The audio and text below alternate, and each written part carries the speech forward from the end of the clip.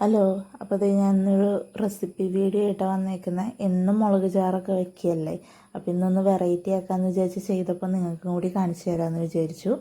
അപ്പോൾ ഇതൊരു ചീഞ്ചട്ടി വെച്ചു, എണ്ണ ഒഴിച്ചു, ഇഞ്ചിയും വെളുത്തുള്ളിയും മാത്രം ഒന്ന് ചതച്ചിട്ട് വഴറ്റിയെടുക്കുക. ചെറിയൊരു ഗോൾഡൻ ഷെയ്ഡ് ആകുമ്പോൾ അതിനകത്തേക്ക് മുളക് പൊടി ആവശ്യത്തിന്, മഞ്ഞൾപ്പൊടി, മല്ലിപ്പൊടി എല്ലാം ആവശ്യത്തിന്, ഒന്നിനും കണക്കില്ല കേട്ടോ, എല്ലാം നമ്മുടെ ആവശ്യത്തിന് എടുക്കുക. അതൊന്ന് ജസ്റ്റ് ഒന്ന് പൊടിയൊന്ന് മൂത്ത് കഴിയുമ്പോൾ അതിനകത്തേക്ക് നിങ്ങളുടെ ആവശ്യത്തിന് തേങ്ങ ഒന്ന് ഇട്ട് ജസ്റ്റ് ഒന്ന് ഒരു 2 മിനിറ്റ് ഒന്ന് ഇളക്കിയെടുക്കുക. എന്നിട്ട് അതോടെ ചൂടാറാൻ വേണ്ടി മാറ്റി വയ്ക്കുക. എന്നിട്ട് നമ്മൾ മീൻകറി വയ്ക്കുന്ന ചട്ടി എടുത്ത് അടുപ്പത്ത് വയ്ക്കുക. എഗെയിൻ ഓയിലൊഴിക്കുക, കടുകിടുക, ഉലുവയിടുക. എന്നിട്ട് ഇപ്രാവശ്യം നമ്മൾ ചെറിയുള്ളിയും പച്ചമുളകുമാണ് ഇടുന്നത്.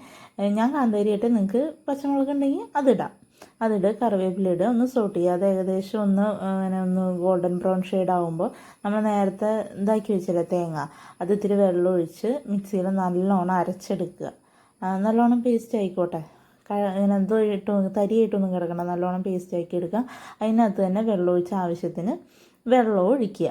പിന്നെ അതേ തക്കാളി ആവശ്യത്തിന് നിങ്ങൾക്ക് എത്രയാണോ വേണ്ടത് വെച്ചാൽ അതനുസരിച്ച് തക്കാളി ഇടുക. ഞാനൊരു 2 വലിയ തക്കാളി, ഒരു ചെറിയ തക്കാളി എടുത്തു.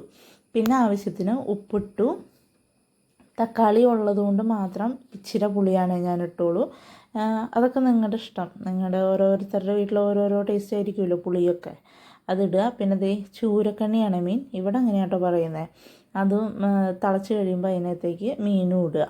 എന്നിട്ട് ജസ്റ്റ് ഒന്ന് ഇളക്കുക. പിന്നെ ഇളക്കരുത്, മീൻ പൊടിഞ്ഞു പോകും. എന്നിട്ടത് മൂടി വയ്ക്കുക.